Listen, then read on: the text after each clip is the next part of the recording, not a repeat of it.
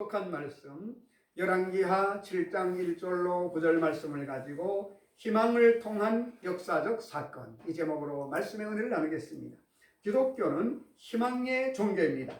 예수님의 고난과 십자가의 죽음이 아무리 처절하고 절망적이라고 할지라도 그것은 찬란한 부활의 영광된 소곡에 불과한 것이었습니다. 역사를 통하여 교회는 수많은 핍박과 환난을 통해 왔지만은 결코 패망하거나 이 세상에서 교회의 흔적이 사라진 적은 한 번도 없는 것입니다. 왜냐하면 교회 가운데 뿌리 박힌 부활의 소망 때문인 것입니다. 고난이 아무리 심해도 희망이 있는 이상 고난은 이미 절망이 아닌 것을 알아야만 되는 것입니다. 어떤 사람들은 오늘날 우리들이 삶이 너무나 고통스럽고 괴로우니 예수님의 십자가를 생각하고 참고 견디자고 말을 합니다. 그러나 이와 같은 가르침은 진실되지 못합니다. 왜냐하면 성경에는 예수님께서도 고난을 극복하신 이유는 미래에는 놀라운 희망이 있기 때문에 그렇게 하셨다고 말씀하셨습니다.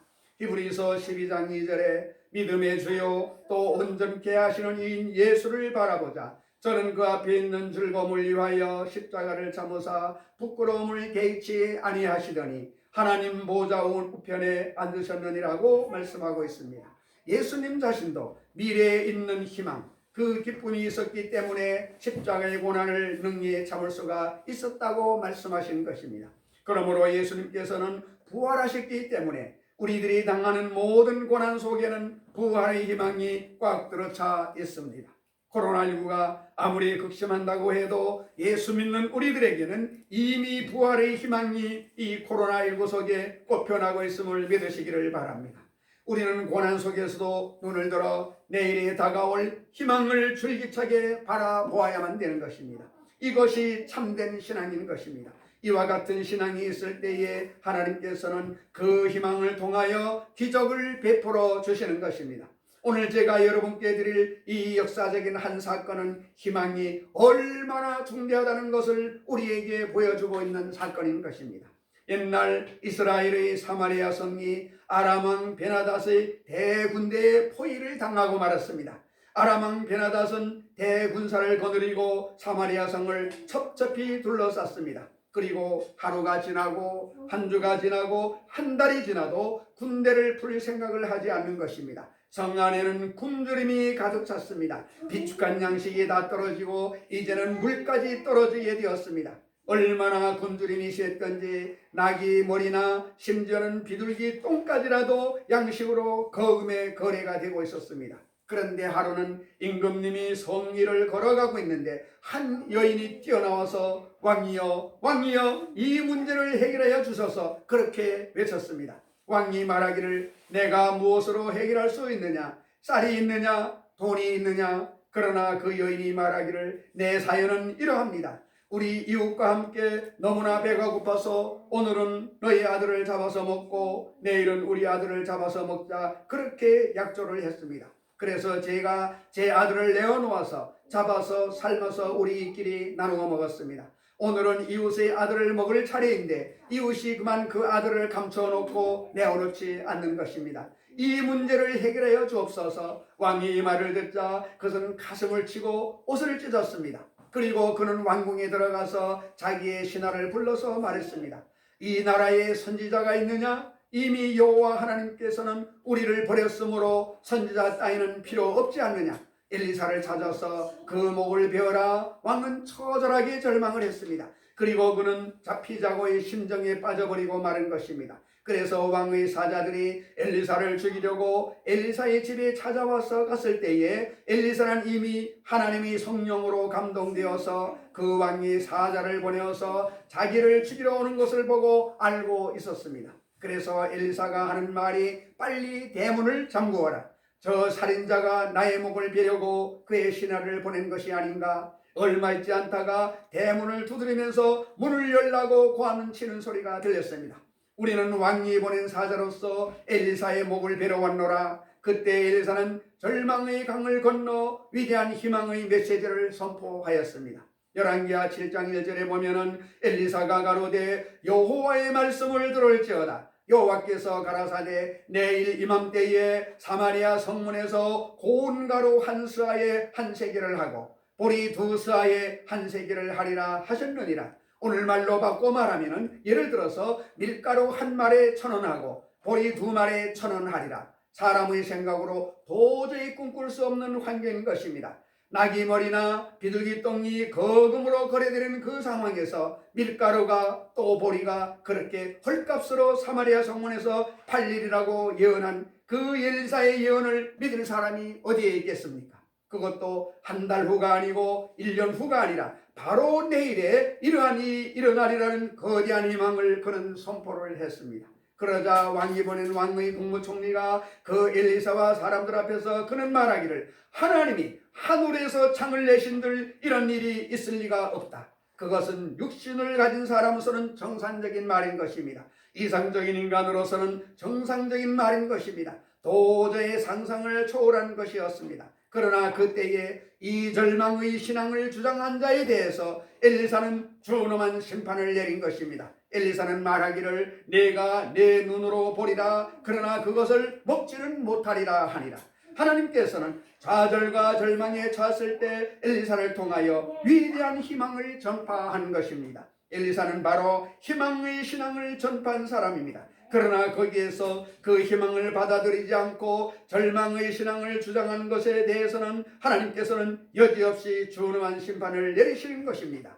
하나님은 희망의 하나님이요 절망의 하나님이 아닌 것을 알아야 됩니다. 하나님은 소망의 하나님이요 좌절의 하나님이 아닌 것을 우리가 알아야 되는 것입니다. 하나님은 우리에게 희망을 주기를 원하시는 걸 믿으시기를 바랍니다. 시편 62편 5절 6절에 나의 영혼아 잠잠히 하나님만 바라라 저 대저 나의 소망이 저로 쫓아나는도다. 오직 저만이 나의 반석이시요 나의 구원이시요 나의 산성이시니 내가 요동치 아니하리로다. 할렐루야. 우리가 천지와 만물을 지으신 하나님을 바라보고 잠잠히 기다리면 하나님께로부터 우리에게 희망이 넘쳐나온다고 말씀하고 있는 것입니다. 그러나 오늘날도 고난을 참여하는 신학자들이 많이 있습니다. 그들은 말하기를 기독교 신앙에는 바로 고난 속에서 아름다워진다고 주장을 하는 것입니다. 기독교는 고난에서 영광으로 들어가면 타락한다고 말을 하는 것입니다. 말은 그렇게 쉽습니다. 기독교는 고난에서 영광으로 들어가면 타락한다는 말은 쉽게 하지만 자기 스스로가 그 말하는 사람이 고난의 십자가를 지려고 하지는 않는 것입니다. 만일 그렇다면 온 세계를 등에 진 오늘날 영광스러운 미국 교회는 다 타락한 교회입니까? 미국 교회는 엄청나게 오늘 영광 속에 살고 있는 것입니다. 그러면 그러한 미국 교회가 다 타락했다는 말입니까? 그렇다면 미국이 온 세계 선교의 거의 전부 책임을 걸머쥐고 있습니까? 영광이 타락이 길라면 그러한 천국은 영광밖에 없는데 그러면 천국은 타락한 곳이라는 말입니까? 고난은 회개와 연단을 통해서 더 큰 영광을 주기 위한 수단이지 고난 그 자체가 결코 아름다운 것은 아닌 것임을 알아야 되는 것입니다. 우리가 고난이 왔기 때문에 회개하고 자복하고 여호와 하나님을 찾게 되고 고난을 통해서 우리의 고집이 깨어지고 불순장이 깨어지고 하나님을 믿고 나와서 하나님 곁에 큰 은혜를 받기 위한 수단이라는 것이지 고난 그 자체가 아름답거나 미화될 수는 없는 것입니다. 참된 신학이란 고난을 통해서 절기차게 우리에게 희망과 영광을 주는 하나님을 바라보고 믿음으로 기도해서 하나님의 축복을 받게 되는 이것인 것입니다. 고난이란 외적인 압력에 의해서만 성장하는 교회는 병적인 것입니다. 사람들이 말하기를 고난을 받아야 교회가 성장한다. 고난을 받아야 교회가 발전한다. 그렇다면 우리가 솔직한 말로 채찍을 때려야 자식이 공부를 하지 채찍으로 안 때리면 공부를 안 한다. 그러면 꼭 채찍에 맞아야 공부를 하는 자식은 병적인 것입니다. 스스로 택해서 열심으로 공부하는 것이 정상적이지 않습니까? 그러나 고난받기 전에 하나님의 성령을 받고 말씀을 통해서 스스로 하나님께 헌신하고 봉사하고 충성하며 열심히 기도하고 자라는 그 교회가 정상적인 교회이지 환난을 당하여 유행병이 들고 무선 고통을 받으며 그때 비로소 회개하고 자복하고 하나님께 부르짖고 교회가 성장한다면 그것은 병적인 성장이지 정상적인 성장이라고 할 수는 없는 것입니다. 우리 하나님께서는 예레미야가 3장 32절 33절에 저가 비록 근심케 하시나 그 풍부한 자비대로 긍휼히 여기실 것임이라. 주께서 인생으로 고생하고 근심하게 하심이 본심이 아니시로라고 말씀하고 있습니다. 하나님이 인생으로 고생하며 근심하게 하는 것이 하나님의 본뜻이 아니라고 말씀하고 있는 것입니다. 사람이 타락하고 주를 저버리고 하나님 뜻대로 살지 못하기 때문에 하나님은 돌이키기 위해서 가난도 보내시고 채찍도 보내시는 것이지, 하나님이 무엇을 기뻐서 인생으로 근심하고 고생받게 하는 것은 아닌 것임을 우리가 알아야만 되는 것입니다. 하나님의 축복과 은혜 충만한 중에서 말씀과 성령에 충만하여 자원하여 십자가를 지고 희생하는 교회가 참으로 건재한 교회인 것입니다. 하나님의 축복과 은혜가 충만한 중에 말씀과 성령이 넘쳐나서 스스로 하나님을 섬기고 이웃을 돌보며 그리스도의 영광을 위해서 사는 그러한 개인 신앙이 참된 신앙인 것입니다. 언제나 얼룩지게 얻어맞고 피투성이가 되어서야 깨닫고 회개하고 돌아오는 이것은 병적인 신앙이지 정상적인 신앙이라고 할 수 없는 것입니다. 이렇기 때문에 우리는 고난을 미워하거나 고난을 찬양하지는 않습니다.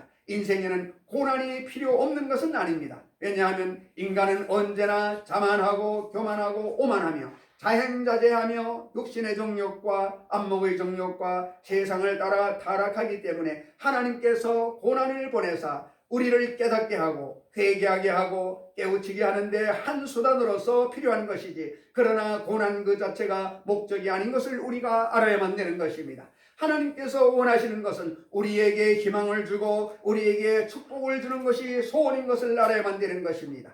요한 3서 2절에 사랑하는 자여 내 영혼이 잘됨같이 내가 범사에 잘되며 강건하기를 내가 간구하노라고 말씀하셨으며, 요한복음 10장 10절에 도적이 오는 것은 도적질하고 죽이고 멸망시키려는 것뿐이요 인자가 온 것은 양으로 생명을 얻게 하고 더 풍성히 얻게 하려는 것이라고 말씀하고 있는 것입니다. 시편 23편 1절에 여호와는 나의 목자시니 내게 부족함이 없으리로다라고 말씀하고 있습니다. 그러므로 우리에게 달아오는 여러 가지 시험과 환난은 그 자체가 목적이 아닙니다. 그는 우리에게 더 큰 소망과 영광으로 이끌어가기 위해서 우리를 예비시키시고 준비시키는 수단에 불과하다는 것을 우리가 알아야만 되는 것입니다. 그러므로 하나님께서는 우리에게 희망을 주시는 하나님이신 것입니다. 하나님은 우리에게 희망을 선포하십니다. 그러나 희망을 받아들이지 않고 그를 의심하고 절망과 좌절을 받아들이는 사람에게는 주님께서 심판을 두놈하게 내리시는 것입니다. 사마리아 성이 아람 왕 베나닷의 군대에 둘러싸여 좌절하고 처절한 절망에 처했을지라도 하나님의 종 엘리사를 죽이려고 그 사자를 보냈을지라도 엘리사의 입을 통해서 하나님은 장대한 희망을 선포하셨습니다. 그것도 한 달이나 1년 후에가 아닌 바로 내일 사마리아 성 입구에 음식이 넘쳐나고 양식이 넘쳐날 것이라고 예언을 했습니다. 희망의 선포인 것입니다. 그 희망을 받아들이지 않고 거부한 장관에 대해서는 엘리사를 통해서 내 눈으로 보지만 먹지는 못하리라는 존엄한 심판을 선포한 것입니다. 그런데 바로 그때에 사마리아 성 입구에 문둥이 4사람이 앉아 있었습니다. 원래 문둥이는 성 안에 들어가지 못하고 성 밖에 쫓겨납니다. 성 안 사람이 오면 외쳐 말합니다. 나는 부정하다, 부정하다. 성 안에 들어가면 돌로 맞아 죽습니다. 그러나 이 문둥이들이 성 밖에 앉아 있으니 기가 막힐 노릇인 것입니다. 그들은 굶주려 일어날 힘도 없는데 문둥이가 되어서 입술도 다 떨어져 나가고 손가락도 다 문드러지고 발도 문드러지고 온몸 전체가 고름으로 엉켰다 터진 인생으로 말하면 너무나 좌절과 절망의 사람인 것입니다.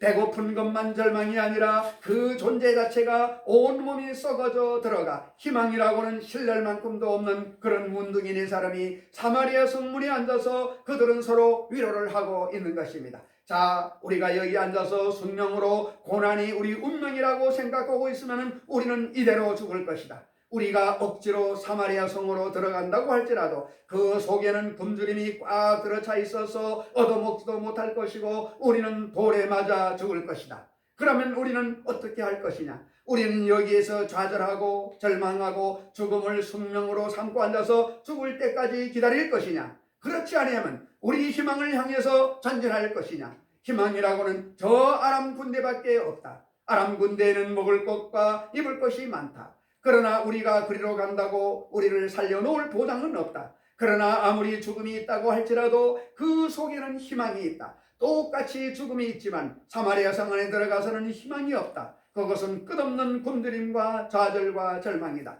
아람 군인들이 우리들이 적이지만은 그 속에는 먹고 입고 마실 희망이 있다. 그러므로 우리는 여기 앉아서 어찌 죽기를 기다리랴. 우리 일어나서 희망을 향하여 한번 전진해 나가자. 이것은 우리가 생각할 때 정말 우스꽝스러운 일이 아닐 수가 없는 것입니다. 그러나 그들은 그 작은 희망이라도 희망을 버리지 말고 희망을 붙잡고 나아가자고 결정을 내렸습니다. 큰 희망이 아닙니다. 신랄 만한 희망인 것입니다. 문둥이들이 아람 군대에 간다고 아람 군인들이 살려줄 리가 없는 것입니다. 그럼에도 불구하고 그곳에는 희망이 있습니다. 양식이 있고 그곳에는 옷이 있습니다. 그러므로 우리가 살든 죽든 희망을 향해서 걸어가다가 죽더라도 희망 속에 죽자. 그러므로 희망을 향해서 걸어가자. 이것이 하나님께서 기뻐하시는 일인 것입니다. 그들은 죽지 않으면 살기로 희망을 향해서 나아가기 시작한 것입니다.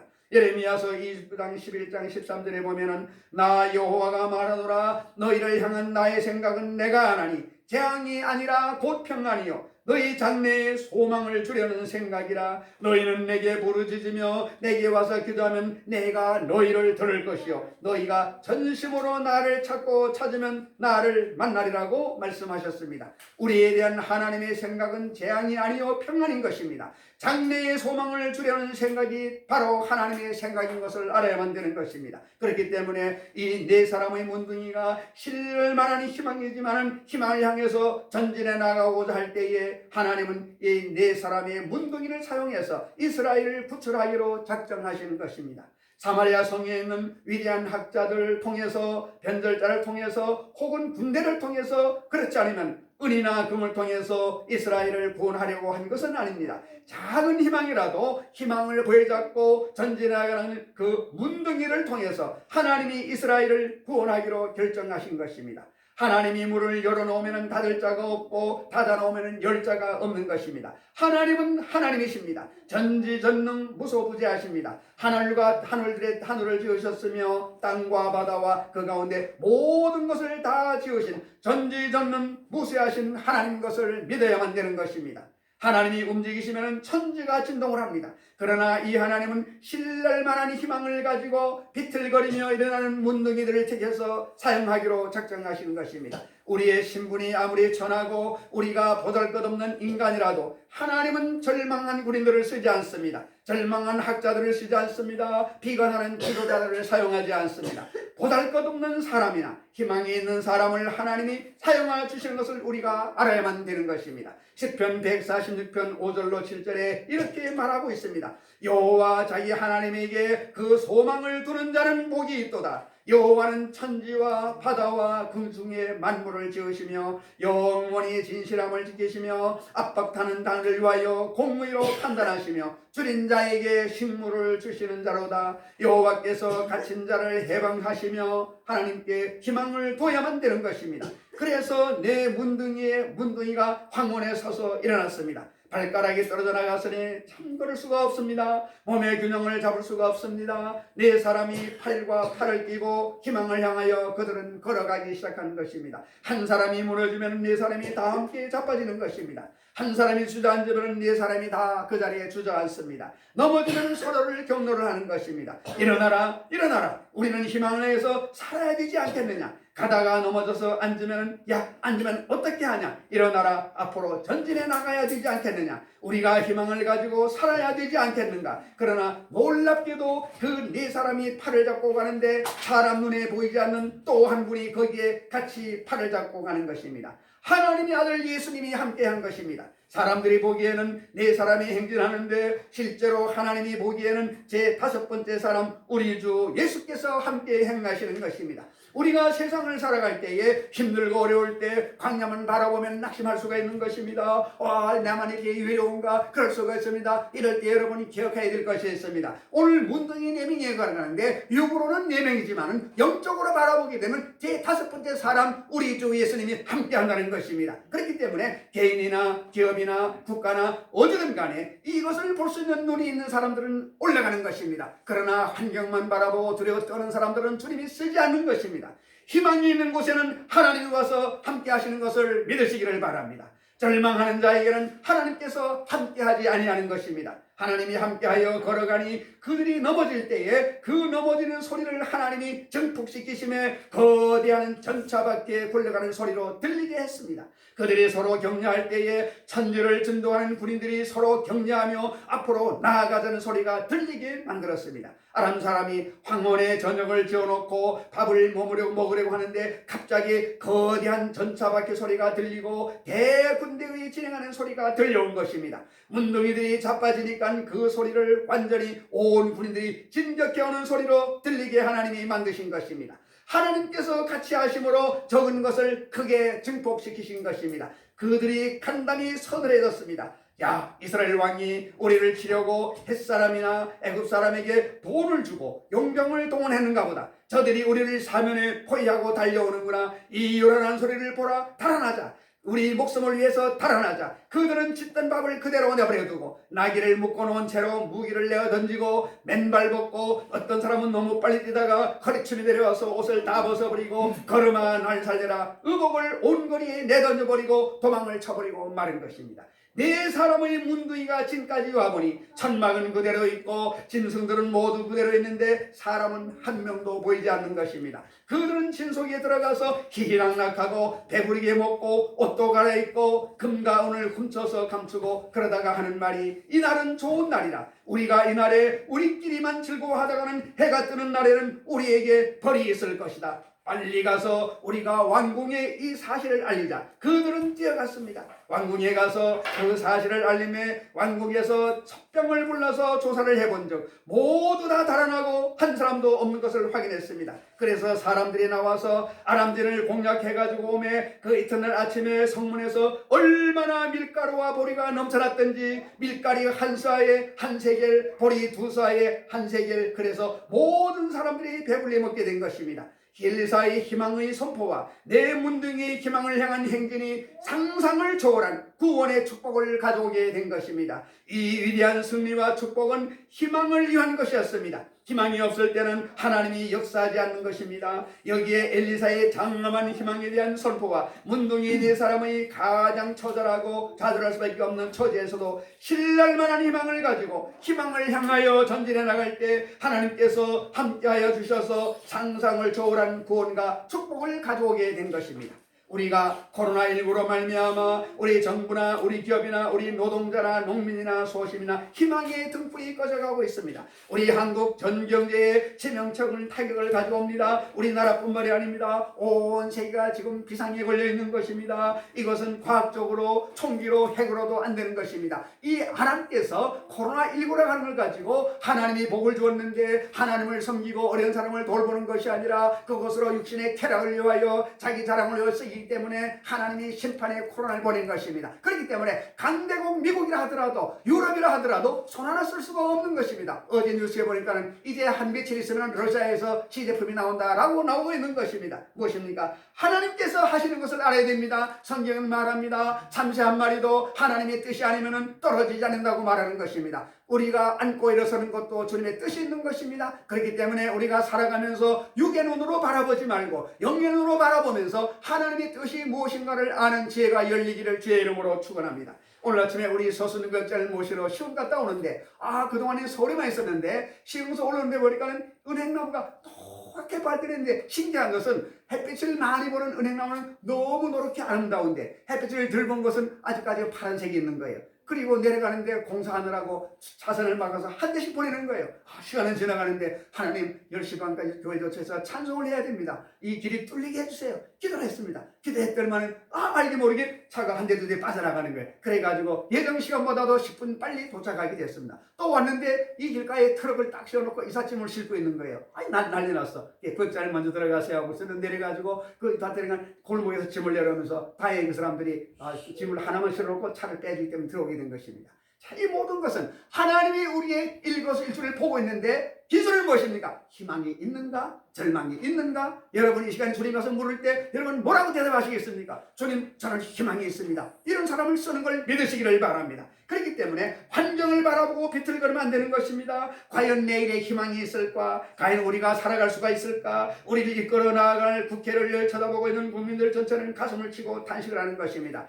정치가들이 저 모양 저 꼴이니 이 민족이 어떻게 살겠는가? 사람들은 국회를 없애버려라, 국회의원들을 다 희망퇴직시켜라, 무노동 무임금인데도 일도 안 하고 왜 월급을 받아먹느냐? 국민의 원성이 국회를 향하여 빗받침을 하는 것입니다. 우리가 국회를 쳐다보고 희망을 얻을 수가 있습니까? 정치인들에게 향해서 희망을 가질 수가 없는 것입니다. 그렇다고 해서 지금 비틀고 있는 기업에 희망을 줄 수가 있습니까? 직장을 잃으면 가족과 함께 다 생활의 좌절과 절망에 처한 처절한 상황에 놓인 노동자들에게 어디에서 희망을 얻을 수가 있겠습니까? 마치 시들어가는 꽃과 같고 꺼져가는 촛불과 같은 것입니다. 여기에서 우리가 만일 좌절을 하면 하나님이 우리를 떠나가시는 것을 알아야 됩니다. 이러한 역경과 어려움은 하나님께서 우리 한 사람 한 사람에게 채찍질해서 회개하고 자복하고 돌이키라는 하나님의 손길이라는 것을 알게 되시기를 주의 이름으로 축원을 드립니다. 우리가 잘못 살고 우리가 잘못 생각하고 잘못 말하고 잘못 행동한 이 모든 것을 회개하고 자복하고 지금이라도 돌이켜 희망을 향하여 정전에 나가야만 되는 것입니다. 절망하면 절대로 안 되는 것입니다. 절망의 생각을 마음속에서 다 쫓아내버려야 되는 것입니다. 절망의 말을 입술에서 던져버려야만 하는 것입니다. 우리는 가장 어둡고 캄캄한 가운데 아무리 좌절을 해도 내 사람의 문둥이보다는 낫지 않습니까? 내 사람의 문둥이 처지보다 나은 처지에 있지 않습니까? 우리는 아람 군대에 둘러싸인 사마리아 성에서 낙이 대가리나 비둘기 똥을 먹고 사는 그들보다는 나은 처지에 있지 않습니까? 이러므로 우리는 희망을 버리면 알대로 안 되는 것입니다. 우리는 그리스도 예수 안에서 하나님을 바라보고 절대적으로 희망을 가지고 우리의 맡은 바 소임을 다하고 나아갈 때에 하나님이 우리와 함께 해주는 것을 믿으시기를 바랍니다. 그리고 원수마귀는 한 길로 왔다가 일곱 길로 도망치는 것을 우리가 보게 될 것입니다. 우리의 캄캄한 현실은 광명의 빛으로 변화되고 말 것입니다. 먼 장래의 일이 아니라 우리 앞에 곧장 이 놀라운 희망의 역사가 다가오게 될 것입니다. 그러나 여기에 절망의 신병자의 결과도 성경은 이렇게 기록하고 있습니다. 열왕기하 7장 17절로 20절에 왕이 그 손에 의지하였던 그 장관을 세워 성문을 지키게 하였더니 백성이 성문에서 저를 밟음에 하나님의 사람의 말대로 죽었으니 곧 왕이 내려왔을 때에 그의 한 말대로라. 일찍이 하나님의 사람이 왕에게 구하여 이르기를 내일 이맘때에 사마리아 성문에서 보리 두 사에 한 세계를 하고 고운 가루 한 사에 한 세계를 하리라 한즉 그때에 이 장관이 하나님이 사람에게 대답하여 가로되 여호와께서 하늘에 창을 내신들 어찌 이런 일이 있어야 하며 대답하기를 내가 내 눈으로 보리라 그러나 그것을 먹지 못하리라 하였더니 그 장관에게 그대로 이루어졌으되 백성이 성문에서 저를 밟음에 죽었더라. 할렐루야. 하나님의 말씀은 1.1획도 변함이 없는 것입니다. 저 하늘이 무너지고 이 땅이 꺼져도 하나님 말씀은 나가서 그냥 오질 않습니다. 그대로 다 이루는 것입니다. 하늘의 씨알이 땅에 들면 열매를 맺는 것과 마찬가지인 것입니다. 그렇기 때문에 이 말씀이 하나님이고 예수님이고 성령이기 때문에 이 말씀을 바라보면서 이 말씀의 거울을 비춰봐야 되는 것입니다. 우리가 육신이 건강하고 물질이 많다고 자만하게 되면 말씀을 멀리하게 되는 것입니다. 힘들고 어려울 때는 말씀을 보게 되는 것입니다. 그러나 좋을 때는 좋을 대로 하나님을 더 찾고 어려울 때는 더 엎드려 기도할 때 하나님의 성령이 오셔서 오늘 같은 기적을 체험하는 것을 우리는 알 수가 있게 되는 것입니다. 절망의 신앙을 가진 사람은 자기가 믿은 대로 조금밖에 다가올 것이 없는 것입니다. 희망에 대한 저항은 곧 죽음을 말하는 것입니다. 시편 30편 4절 5절에 주의 성도들아 여호와를 찬송하며 그 거룩한 이름에 감사할지어다. 그 노염은 잠깐이요 그 은총은 평생이로다. 저녁에는 울음이 기숙할지라도 아침에는 기쁨이 오리로다. 할렐루야. 시편 30편 11절 12절에 주께서 나의 슬픔을 변하여 춤이 되게 하시며 나의 베옷을 벗기고 기쁨으로 띠띠우셨나이다. 이는 잠잠하지 아니하고 내 영광으로 주를 찬송케 하심이니 여호와 내 내 하나님이여 내가 주께 영원히 감사하리로다. 희망을 가진 자에게는 눈물이 시간이 지나고 난 다음에는 큰 기쁨이 다가오는 것입니다. 슬픔이 변하여 춤이 되게 하여 주시는 것입니다. 그러므로 사랑하는 성도 여러분, 우리는 예수 그리스도 안에서 현실과 미래의 영원한 희망을 가질 수가 있는 것입니다. 예수님이 우리를 뜨겁게 사랑하여 주셨고 지금도 사랑하고 있기 때문인 것입니다. 그러므로 환난이나 곤고나 위험이나 기근이나 칼이랴 이 모든 것에 사랑하시는 이로 말미암아 우리가 넉넉히 이기느니라. 할렐루야. 이 주님이 우리와 함께 하신 걸 믿으시기를 주의 이름으로 축원을 드립니다.